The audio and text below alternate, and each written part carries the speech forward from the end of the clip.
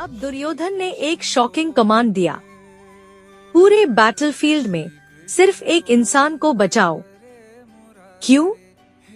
क्या सब कुछ उस एक वॉरियर पर डिपेंड करता था? श्रीमद् भगवद गीता अध्याय 1 श्लोक 11 ऐनेषु च सर्वेषु यथा भागम अवस्थिता भीष्म एवाभिरक्षन्तु भवन्तः सर्वे ही। सीन इमेजिन करो, पूरा बैटलफील्ड रेडी है, हर वॉरियर अपनी पोजीशन पा खड़ा है, और तब दुर्योधन ऑर्डर देता है, सब अपनी जगह पर रहो और हर डायरेक्शन से भीष्म पितामह को प्रोटेक्ट करो। ये सिर्फ रिस्पेक्ट नहीं था, ये डिपेंडेंसी थी। दुर्योधन जानता था, अगर भीष्म गिर गए तो उसका कॉन्फिडेंस भी गिर जाएगा। इसलिए पूरी सेना का फोकस सिर्फ एक इंसान पर आ गया। लाइफ का एक डेंजरस पैटर्न समझो, जब तुम अपनी सक्सेस को सिर्फ एक पर्सन, एक सपोर्ट या एक चीज पर डिपेंड कर देते हो तो तुम वीक बन जाते हो। ट्रू स्ट्रेंथ क्या है? जब तुम्हारा बेस अंदर से स्ट्रॉन्ग हो, ना कि किसी एक एक्सटर्नल पिलर पा। डिपेंडेंसी कभी भी कॉन्फिडेंस को रिप्लेस नहीं कर सकती। दुर्योधन ने अपनी पूरी सेना दुर्योधन के एक इंसान पर टिक्का दी में थोड़ा टेंशन और वही उसकी सबसे बड़ी वीकनेस बन गई। पितामह आगे याद रखना, जिस चीज पर तुम सब कुछ डिपेंड करते हो वही तुम्हें सबसे ज्यादा गिरा सकती है। फिर जो हुआ उसने पूरे कुरुक्षेत्र को हिला के रख दिया। एक नहीं, 100 नहीं, हर तरफ से आवाजें गूंजने लगी। श्रीमद् भागवत गीता अध्याय 1 श्लोक 13 तथा शंखाश्च भैर्यश्च पणवानगो मुखारः सहसैवाभ्यहन्यन्त स शब्दस्तु मुलोभवत्।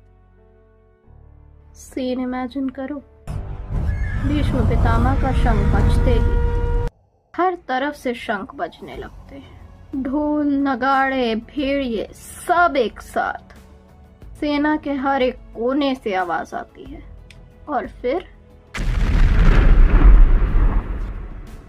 पूरा बैटलफील्ड एक ही आवाज से गूंज उठता है, हर हर महादेव, जय श्री कृष्ण।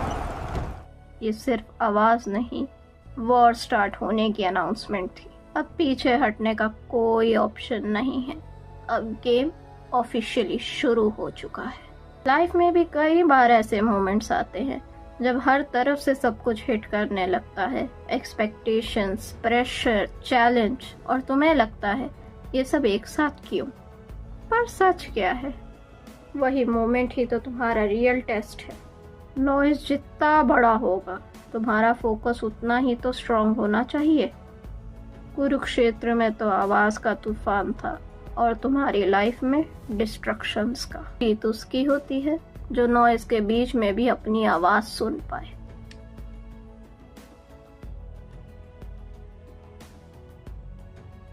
अब एंट्री होती है गेम चेंजर्स की। जहां तक दुर्योधन की आवाज थी, अब वहां से डिवाइन पावर बोलने वाली थी। श्रीमद् भागवत गीता अध्याय 1 श्लोक 14 तथा चेतैर्हैर्युक्ते महती स्यन्दने स्थिति माधवः पांडव चैव दिव्या शले प्रदधमतुआ। अब सीन शिफ्ट होता है।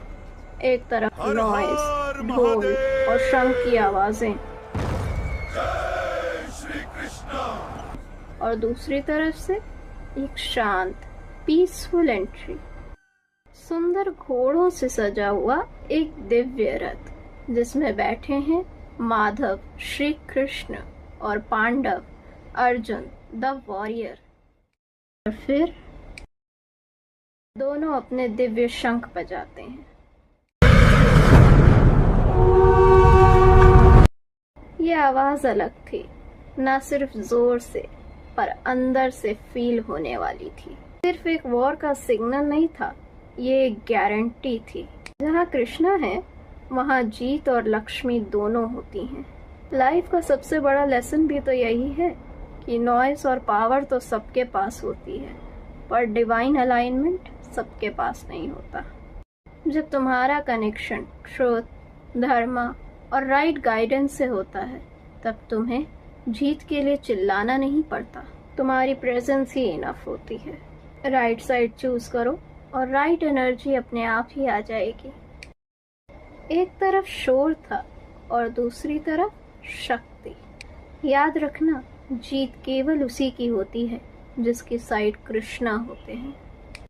अब सिर्फ शंख नहीं बज रहे थे, अब पहचान बज रही थी। हर वॉरियर अपनी आइडेंटिटी अनाउंस कर रहा था। श्रीमद् भागवत गीता अध्याय 1 श्लोक 15। पांचजन्य ऋषिकेशो देवदत्त धनंजय पौंड्रं दधमो महाशंख भीम कर्मा वृकोदर। अब ये सीन इमेजिन करो कि सबसे पहले ऋषिकेश श्री कृष्ण अपना पंचजन्य शंख बजाते हैं।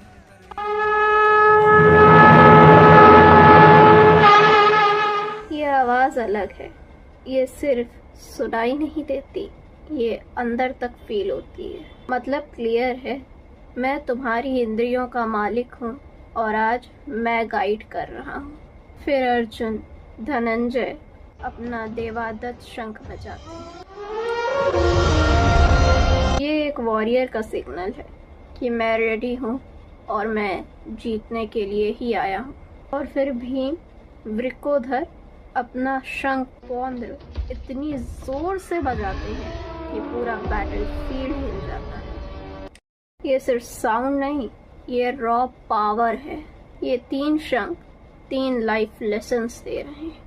Shri Krishna right guidance, Arjun focus and skill, Bhim action and power. अगर लाइफ में जीतना है तो ये तीनों चाहिए। सिर्फ पावर से नहीं, सिर्फ नॉलेज से नहीं, बैलेंस ही रियल स्ट्रेंथ है। याद रखना, जब तुम्हारी लाइफ में श्री कृष्ण की गाइडेंस, अर्जुन का फोकस और भीम जी की पावर आ जाए ना, तो जीत केवल पॉसिबल नहीं, गारंटीड हो जाती है।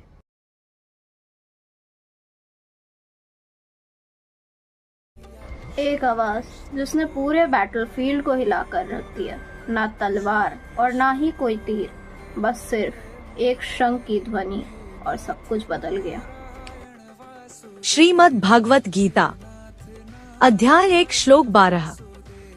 तस्य संध्याय न कुरुग्राहः सिंहनादंक विनिद्योश्चा शन दधामो प्रतापवान। सीन इमेजिन करो, दुर्योधन के इन शब्दों के बाद हवा में थोड़ा टेंशन, थोड़ा डाउट है, और तभी भीष्म पितामह आगे बढ़ते हैं। उन्हें सब समझ आ गया था कि दुर्योधन का कॉन्फिडेंस अंदर से थोड़ा हिल चुका है। और फिर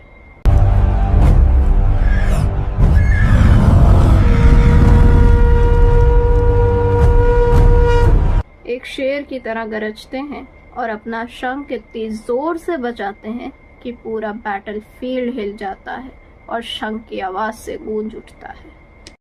ये सिर्फ आवाज नहीं थी, ये सिग्नल था कि मैं अभी भी यहीं हूँ और लड़ाई अब शुरू हुई है।